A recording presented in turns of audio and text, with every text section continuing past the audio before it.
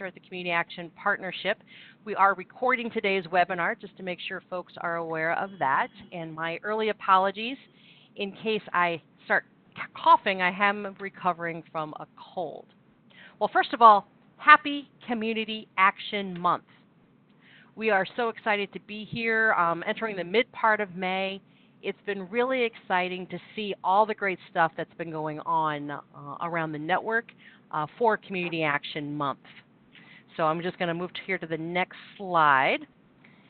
So today we want to talk about strategies for communicating impact, especially in light of Community Action Month, and show you what's kind of going on, and maybe give you some ideas to how you can be engaged and how to tell the story of community action. So this certainly, I love this quote from Lyndon Johnson: there are no problems we cannot solve together, and very few that we cannot solve that we can solve by ourselves. Community Action is a network of 1,000 local agencies, and I'm actually sitting in OCS right now. I was just meeting with the OCS team, the whole OCS team, SSBG, LIHEAP, CSBG, talking about community action and the value and impact of CSBG in honor of Community Action Month. And I've been starting my presentations lately with this quote from Bryan Stevenson. If you're not familiar with Bryan, I hope that you will Google him. His writing, his work in the space of equity and justice is significant. And his statement here: the opposite of poverty is not wealth. The opposite of poverty is justice. And I think that's a critical thing for us to remember, that when we're telling the story of community action, we're talking about changed lives, and that people are able to achieve what they determine to be success for themselves, and that they have the freedom to choose for themselves what that means. But this also means we have a really big job. It's not about just putting money in people's pockets. It's truly about creating a system that is more just and fair for everyone. And I just want to share with this, last year the Partnerships Board approved a new strategic plan. And we've been sharing the vision and mission of the partnership through some presentations. And just want to make sure everyone is aware that this is our new vision statement. And I think it's impactful and inspiring. A nation that creates opportunities for all people to thrive, builds strong, resilient communities, and ensures a more equitable society. And you'll see here in the mission of the partnership, we currently now have up front that our job is to ensure the causes and conditions of poverty are effectively addressed, in addition to working with the entire Community Action Network. But as we tell our stories here during Community Action Month, we are pushed to make sure that we're talking about how we help all people to thrive, and again, grounding our work in equity. I'll share here, again, these are tools and resources that you can certainly use at local agencies, state offices, state associations, national partners. These are the value statements that the Partnerships Board adopted hand in hand with you, the Community Action Network. That we believe all people should be treated with dignity and respect, and recognize that structural race, gender, and other inequities remain barriers that must be addressed. Sometimes I talk about that we are in the moving people out of poverty business, and we're also in the stability business. And it's that all people deserve to be treated with dignity and respect, and everyone comes in our door. We ask them, what do you need? And that's where community action starts from. And that we have the capacity and moral obligation to ensure that no one is forced to endure the hardships of poverty. That we believe that with hope and adequate resources and opportunities, everyone can reach their fullest potential. We firmly believe that in community action, and that we pledge ourselves to creating an environment that pursues innovation and excellence through multi-sector collaboration and partnership. And we know that you're partnering with so many different agencies, and I think that's another element of Community Action Month that allows us to brag a little bit about our colleagues and our partners, and I hope it's a chance for your partners to also talk about community action and getting them to tweet and post about the value and impact of your work. And again, we have our mission, vision, values, but the promise of community action really is what grounds us as a network, that community action changes people's lives, embodies the spirit of hope, and makes America a better place to live. That we care about the entire community. We use that phrase a lot, And you may be seeing that a lot in our Community Action Month materials, that we talk about caring about the entire community. And right now that just seems more relevant than ever before. And we are dedicated to helping people help themselves and each other. And I know that April was Volunteer Awareness Month, and we'll be having a chance this month to talk about our volunteers and how we help and how people jump in to help each other move through this process. And again, your agency, remember, is one of 1,000 local agencies, about 75% of which are nonprofit organizations. The other 25% are public units of government. Whether you're a public CAP or a private CAP, you have a role to play in ending poverty in your community and helping to provide hope and opportunity for all. So our network is incredibly diverse. I have the privilege of traveling the country. I think I've been in every corner in the last few weeks. It's been great to see the diversity of the network, the unique way each agency deals and addresses poverty in their own local community. And I look forward to seeing more agencies and more communities as we move through Community Action Month and the summer. So again, May is Community Action Month. You have our toolkit, I hope. It's up on our website. That's the picture in the upper left-hand corner. If you can't find it, email me, dharlow@communityactionpartnership.com. Would love to be able to share that with you. And as part of that toolkit, you'll find memes, tweets, social media posts, topics or hints on how to do better photography, hints on how to do better videography. I've had people say, Denise, those little tips were incredibly valuable.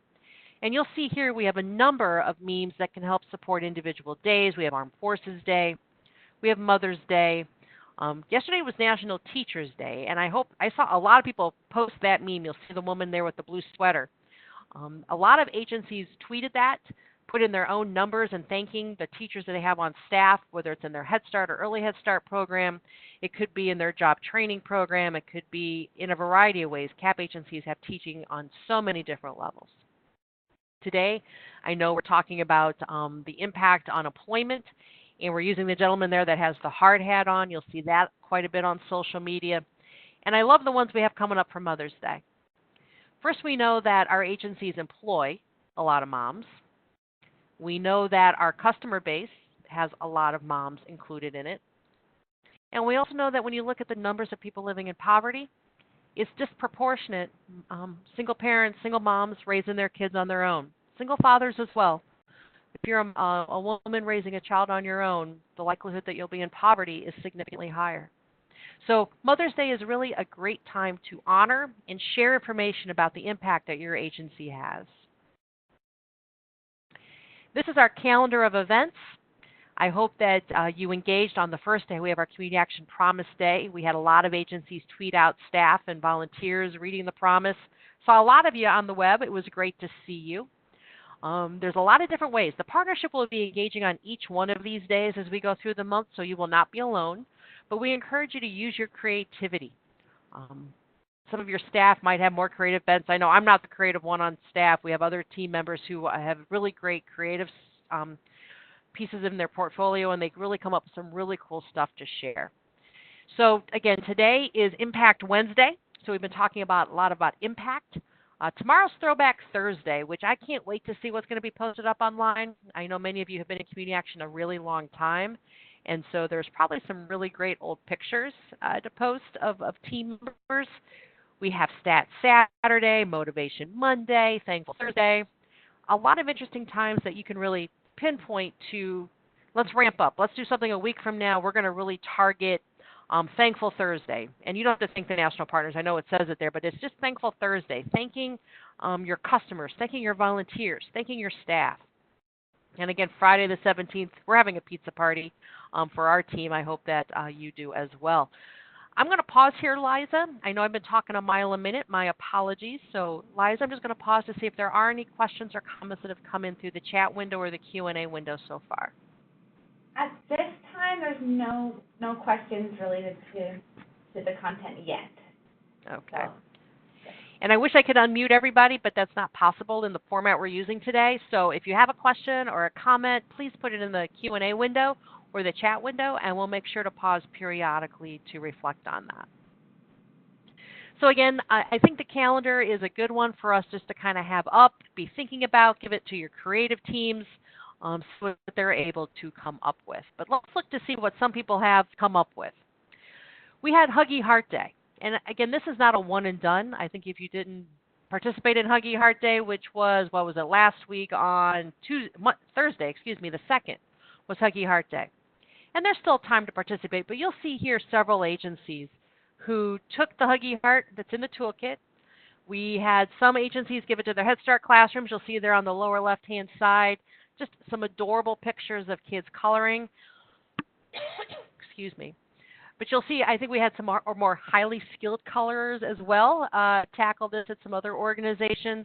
And again, these are just always so fun, vibrant, colorful agencies doing some stress relief, having some fun, and coloring their Huggy Hearts. We also have proclamations. And historically, if you look at Community Action Month, this is a lot of times where people really kind of invested early on. You know, a couple months ago, you'd probably need to get the wheels going to get a proclamation in place at the state level. But you never know. There might still be opportunities at county level or city level to do some level of proclamations. But here's North Dakota, Minnesota. And here we have a city mayor as well offering a proclamation, people posting them. If this is something that you'd want to think about for next year, please feel free to, well, you usually typically don't change our language, but you're able to incorporate your own language as well. So if you have proclamations, though, please send them to us. We'd love to be able to promote that and collect them and talk about how many states and municipalities were able to get a proclamation for Community Action Day.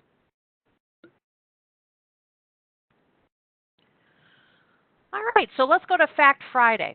Here we have some agencies who took the text that we put out in our toolkit, but then made it their own.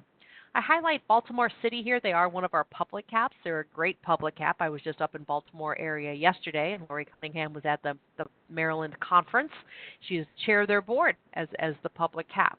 And you'll see here hashtag Fact Friday. You'll see a lot of different things. You look up there at the top, you saw Florida and Macomb using different stats in their tweets going out, talking about tax credits, financial assets.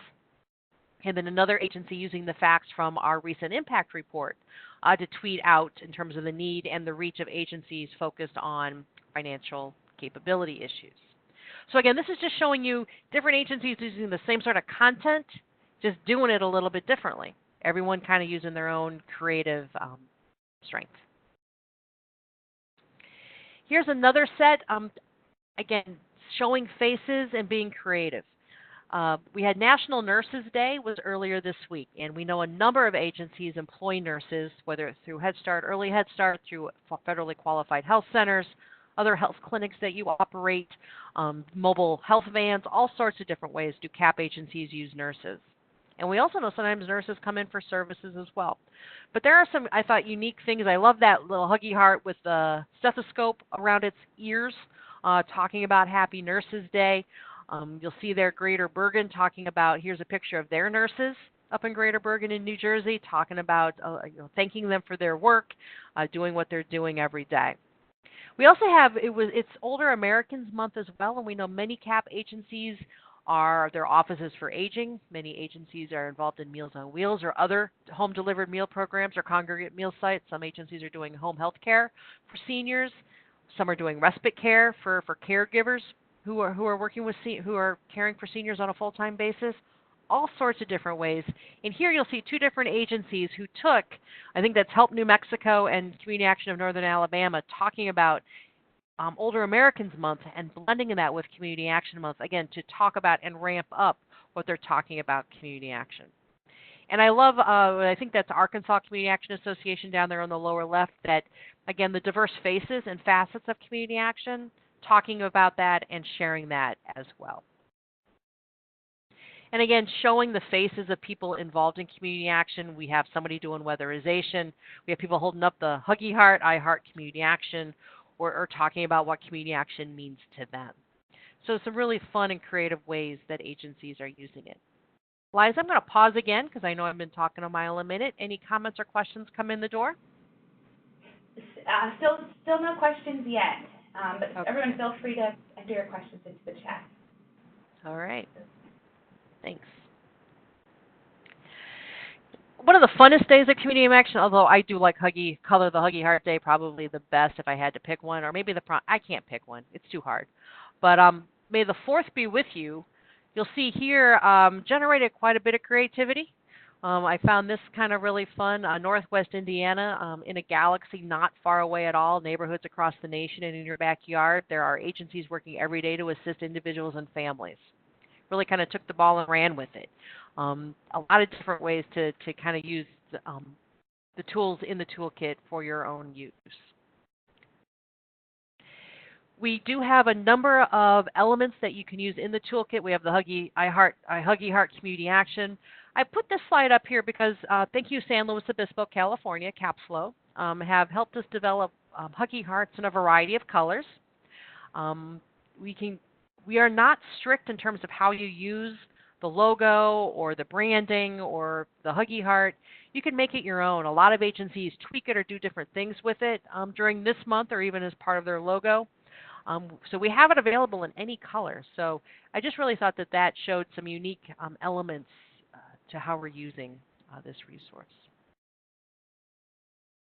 So who tells our story? In Community Action Month and all year round, we know that our boards, our staff, our volunteers, our customers, our donors, community partners, state offices, and our national partners are all there to tell the story. And here during May, I hope everyone is kind of all in on this. I hope your board members know that it's Community Action Month.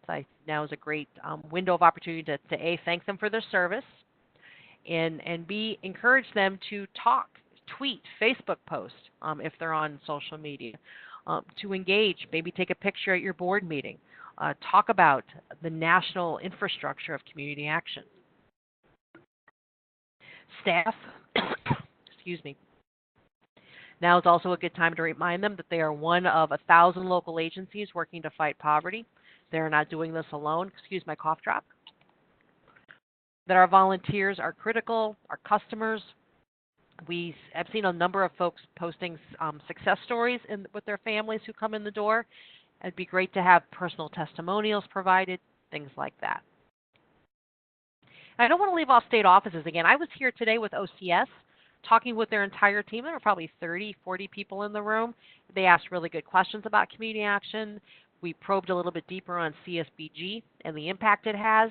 And these are folks who are, working in this field every day at the funder perspective. But what can you do in your own agency and in your own state to talk to colleague state offices, to talk to other partners? My apologies.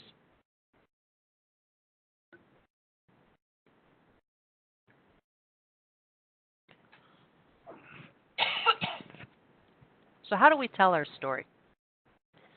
The partnership has been engaged in a conversation around communications, telling our story framework for about 2 years now. And we're really trying to frame up the way we tell our story. We talk about the need, we talk about the reach we have, and then we talk about the impact we have with families, with communities. For instance, the need, whether our neighbors are experiencing a temporary setback like the Hurricane Harvey or have been priced out of affordable housing, too many struggle to achieve a good quality of life. Despite America's economic recovery, 43 million of us are still living in poverty. I think this was written about 2 years ago, so the number may be a little high. It's come down just a titch. And even more, you see the bolding here, are just one paycheck away from hardship. Everyone should be able to take care of their families and have equal opportunities at success. You'll see in this sentence, we are talking about the need from a macro side because, again, the partnership is at a national level. Your agencies can frame this up however you'd like, but maybe this is some terminology that you may want to put to use. The reach. The nation's 1,000-plus CAP agencies are a robust and state local force, reaching millions of children and families in 99% of America's counties with life-changing services that create pathways to prosperity. Again, you'll see some of the language we're choosing to use, and we'll be doing more of this. We're going to be developing ambassador toolkits for local agencies, staff, and volunteers to be using. But feel free to use any of this kind of language that you think would be appropriate for your own agency. But I hope you see, we talk about the need, we talk about the reach, and then we talk about the impact. that we believe America's community action agencies connect millions of children and families to greater opportunity, transforming their lives and making our communities and our nation stronger. So again, need, everyone could, many people are one paycheck away. The reach, we have agencies in 99% of America's counties ready with life-changing services. And C, the impact, we connect families every day to greater opportunity, helping to transform their lives and make the country stronger. Need, reach, impact. And we'll be doing more training on this. I know we had some trainers at our conference in New Orleans in January. We'll be doing another comms track in our August convention in Chicago, where we'll be talking about need, reach, impact. And if you haven't seen our elevator speech webinar, it's available up on our website. You may want to take a look at that. And if you can't find it, let me know. We're happy to email you the recording to that webinar that can help frame this out for you and help you practice developing your own elevator speech. A key part of that, though, is our National Impact Report. If you have not seen this, it is available up on our website. We have hard copies as well, although we can send you the thing to send to your printer to get your own copies printed. But I just gave a whole stack out here at OCS to help talk about, again, the impact of community action. And as part of this report, remember, we talk about our impact in macro level. We're talking about a high level. But you as a local agency can use all of this to develop your own local impact report. Your own state association can use this to develop your own state impact. But again, you'll see the national need, our reach, and our impact. That's kind of the message, again, the message framework we're trying to send. These are some memes that came directly out of that impact report, and I hope you saw what came in the impact report that was released technically in January, and our Community Action Month Toolkit, which came out in April. You'll see them tie together. That's what we're really trying to do, is make sure all of our messaging, all of our framing really fits together in the story we want to tell. These are a couple of pieces that came out of the impact report that we are using as memes. Nearly 40 million Americans live in poverty. People of color are disproportionately represented or impacted. We have Community Action's reach, 1,000 agencies across the country, covering 99% of America's counties. Oops, I had that slide in there twice. My apologies. Oh, I'm just expanding it. My apologies. There we are. So, again, more pages from our impact report in terms of some of the memes that we've created, the need, the reach, and the impact. Liza, I'm going to pause here to see if there's any questions that have come in the door. Sure, we actually do have a number of questions, so I'll start with one that we got through the chat first. From Ilana Bernstein, she's curious if anyone is doing anything donor-focused for Community Action Month. They're sending donors letter to say thank you and then tell them a little bit more about their impact and how the donations are used. Oh, that's fantastic. It's great to hear a lot of that you're doing that outreach to donors. I think now is a fantastic time to reach out to donors, to remind them that their impact is locally driven, but they are part of a big number of folks working to impact poverty across America or to create opportunity, whatever kind of language of choice your agency is doing.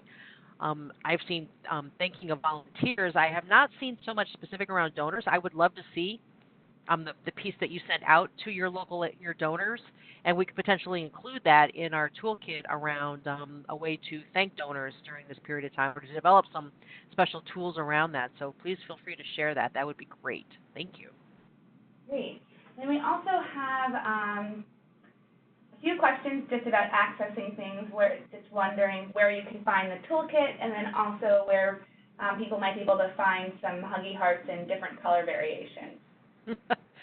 Good point. CommunityActionPartnership.com is our website, and I believe right on the home page, if the scroller, there's one scroller that touches on Community Action Month Toolkit, another one that'll touch on the Impact Report.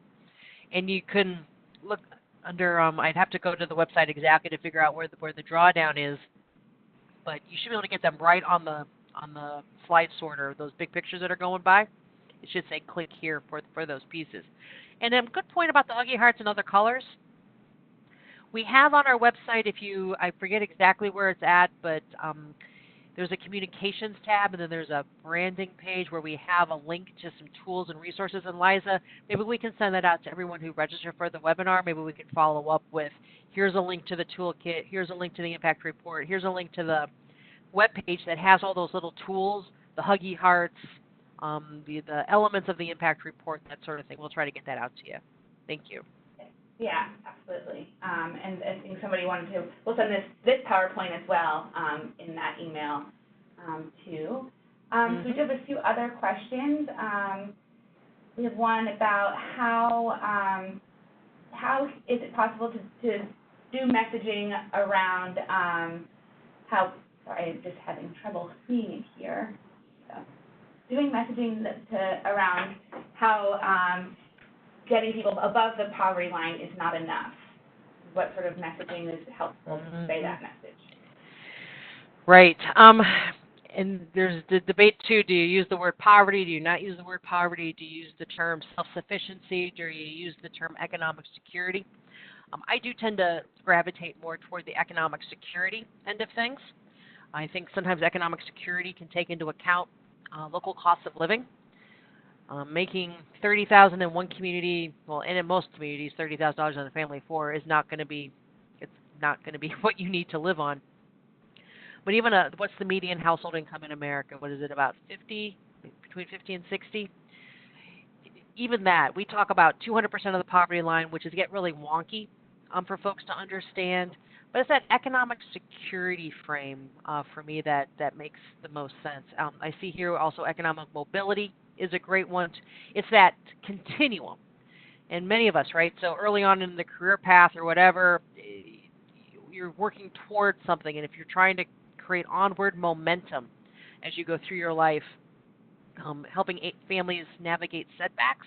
I thought some of that language, that need, reach, and impact language that our consultant, Kediyun Kvarshajari, put together for us, worked really well to talk about most Americans are a paycheck, could be a paycheck away, maybe not most, but many Americans are a paycheck away.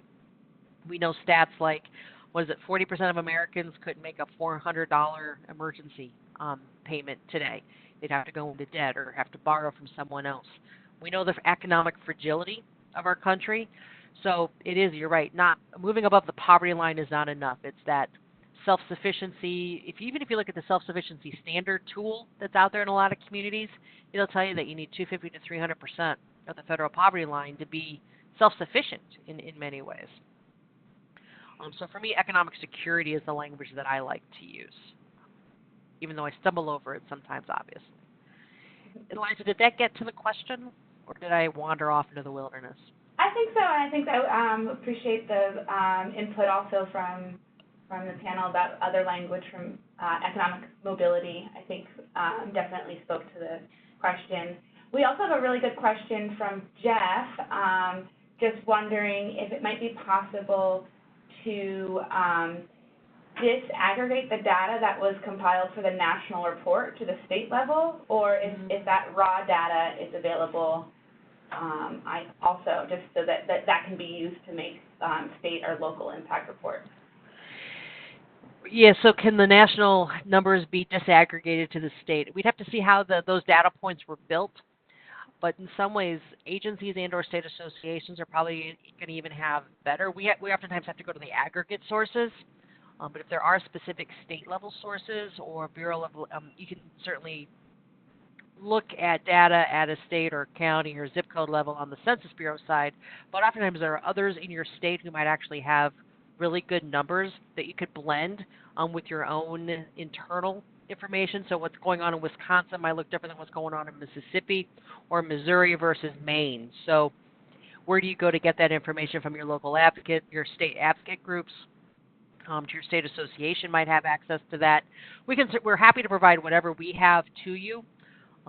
We have not disaggregated it, though. I will say that our community action needs assessment tool online will allow you to, at times, produce a report with some secondary data indicators that you could use to put into grant applications or memes like this or reports like this can get you most up-to-date information based on your own local municipalities.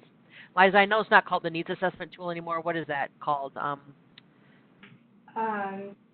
think it's the exact name. I'm not positive. Let me just double check here. Sorry about that, folks. With Missouri Cares, right? So we're using with Missouri Cares. We can send you that link too. Yeah. Any other questions come in? I think, let's see, one more here in the chat. Oh, Courtney just joined us too, and she let us know it's the CAP Engagement Network. That's what it's called now, the Community Action Partnership Engagement Network. And we're still using Missouri Cares for that back office piece to that needs assessment tool, but it also gives you the data you could use to create your own reports. And again, all the little graphics and everything are all available that you can use. The color scheme, all that stuff. We put up the Pantone colors and all that. So. Thanks. That's good. Great. Well, in addition to the report, we know the report is still 25 pages. Not everybody will read that. We do have this one-pager, front and back, that you can print off that really is high-level information. And again, you'll see that language I showed you over underneath our impact, that community action agencies connect individuals and families to approaches that help them succeed, that community action agencies promote community-wide solutions, and that community action agencies share expertise with national, state, and local leaders. We want CAP, Community Action, to be the go-to entity. And again, so we have our need, the reach, 15 million people, 3.9 million children, yada, yada, yada. And this is what our network is doing. So if you need a shorthand, feel free to hand out, distribute this one-pager as well. Other partnership updates, because I know this webinar was both a Community Action Month update as well as other updates from the partnership. Before I move on to other updates, any other last questions on Community Action Month at this point, Liza? We do have a few more questions just about the one-pager that you just mentioned. I think that's also available on the website, and we'll send that out. And then somebody was wondering if this was used in InDesign. And if it can be shared, that was how they can actually use the graphics and make them into their own. Like what system is that used in? Yep, we have a lot of it available in PDF and things like that, but we do have the InDesign files if you want to email us. We didn't want to put the InDesign files up on the web for anybody to have access to, but certainly our agencies certainly can have access to those, and they are done in InDesign. So your designer folks, your comms people might find that easier to work with. So shoot me or Liza an email, and we can work to get you a link to the InDesign files. Great. Great, thanks, Denise. And then also we have Ashley from Nebraska said that she uses Canva a lot to play around with these graphics. And make them usable for her state. Yeah, if you are not familiar with Canva, even I can make a pretty picture in Canva. It's great. I wish I could play more often to keep my skills up, but we have Zandy McKinley on our team who just is, her work is in our Learning Communities project, but she has an eye to this stuff, and she uses Canva to produce some really beautiful pieces. And it's cheap. So I would recommend, it's $120 a year. For Canva, someone just texted, so that's fantastic. Great. Okay, I think that's it as far as questions relating to Community Action Month and the impact report. Well, and peer-to-peer sharing, so keep those ideas coming. That's fantastic. While I have folks on today's webinar, I just want to also something that we're talking a lot about here at the partnership, and we hope to have a panel at our conference. There is a new report out from the National Academies of Medicine, Science, and Engineering about how to cut child poverty in half in 10 years. What is interesting, I think, about this study is that it's a bipartisan study. Well, it's nonpartisan study, but it was funded by Congress over 2 different congressional years. 2 different Congresses had to fund this project. And they funded what they believe to be an impartial source, the National Academy of Sciences, Engineering, and Medicine. And they ran the numbers. The statistical analysis going into this, the report alone is 600 pages. I'm not saying you need to read 600 pages, but you're going to want to find out more about this report. There is a new campaign, End Child Poverty US. First Focus is our primary contact with that, but you can go to End Child Poverty US Follow them on Twitter. Get engaged. We'll be sending out more information about this report and the campaign, but the partnership has signed on. It's interesting to see that they believe that you can cut child poverty in half, and they've run the numbers. They've tested 4 different pots of programs and services. They didn't do an exhaustive research study on every possible combination of everything, but they used pots of money that Congress could potentially control.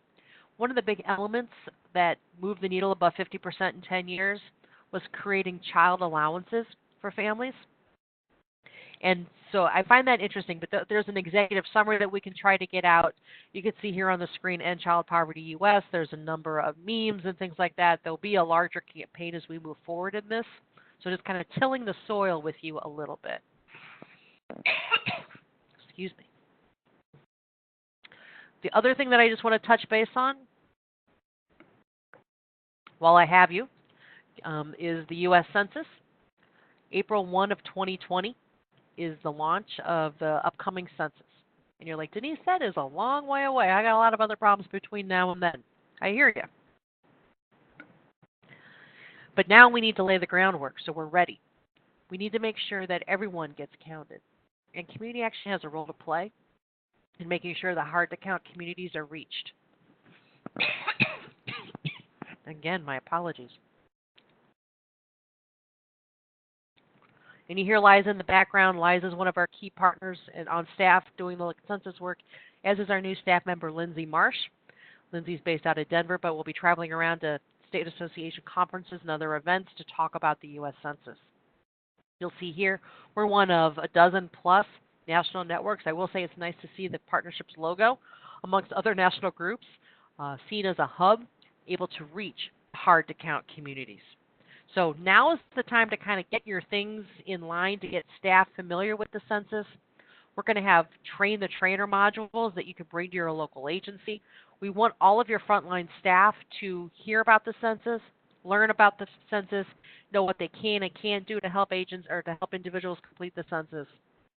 But this is going to be such an important window of time over these next 12 months to get everyone counted. So now's the time to lay the groundwork. And we do have a new piece up on our website, communityactionpartnership.com/census2020. If you can't find it, email me or Liza, and we can make sure to link you to the census information. And more to come on that, but just as a placeholder to make sure you're paying attention to that.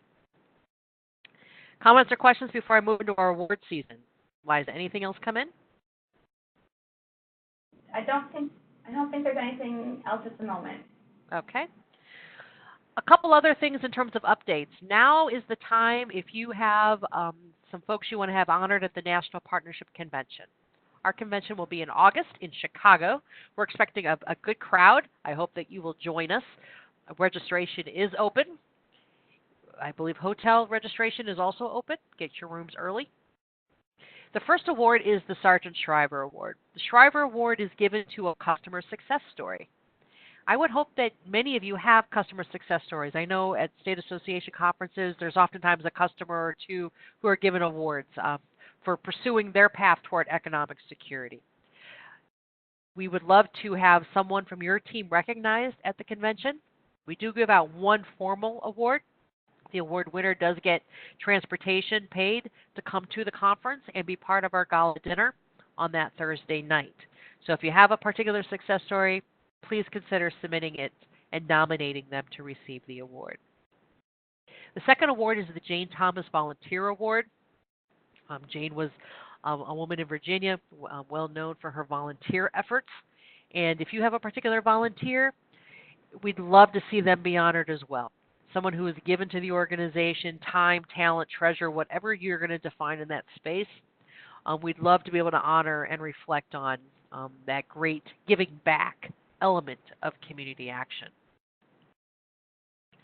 We also have 2 scholarships available, one for a staff member and one for a board member in honor of Alvaro Wiseman, who is our former deputy director here at the partnership. She oversaw our conventions for years. I believe she was at the partnership for 26 years.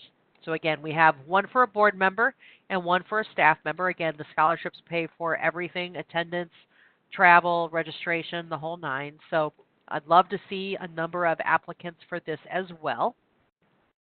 And again, our convention will be in Chicago, August 28th, 29th, and 30th. We have John Powell secured as a speaker. He spoke with us a couple of years ago. He'll be talking about his work around othering and belonging. We have Mark Shriver confirmed as well. Mark, obviously, the son of Sergeant Shriver, will be joining us.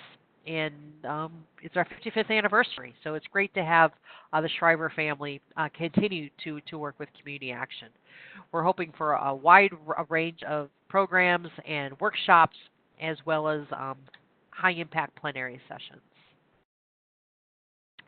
This is our contact information. You'll see some new staff in our picture here who were celebrating Community Action Month. We have some new staff. We're also in the process of hiring a couple other new staff. You'll see here our Twitter feeds. We have Partnership CEO and CA Partnership. We'd love to see you on Twitter. Love to see you on Facebook. You'll see our hashtags, Community Action Works, and we are 1,000 strong. So that is the content that I have for today's webinar. I know it's kind of a hodgepodge of a variety of updates. I hope that you found something that you can take away. And Liza, are there any other questions or comments that have come in? Just one last question about the awards available. Where would people be able to go to find that? It should be up on our website. It's at least in the tool. It's in the Community Action Month toolkit. I know there are pages. These are the pages from the toolkit, so you can find them in there. I'll have to double check with Jovita on our team. There should be a spot up on the website where they're listed as well, so we can double check that today as well. But you can email everything to Jovita, Tolbert, JTOLBERT, @communityactionpartnership.com, or email me and I can forward them. That's fine too. Any other comments? That's the last question. All right. Well, thank you for sticking with us. We had a number of people on today. We so appreciate it. We so appreciate you. Happy Community Action Month to all of you. Can't wait to see what you do for the rest of the month. The creativity so far has been fantastic. Reach out to the partnership if we can be helpful in any way, shape, or form. So with that, we'll sign off.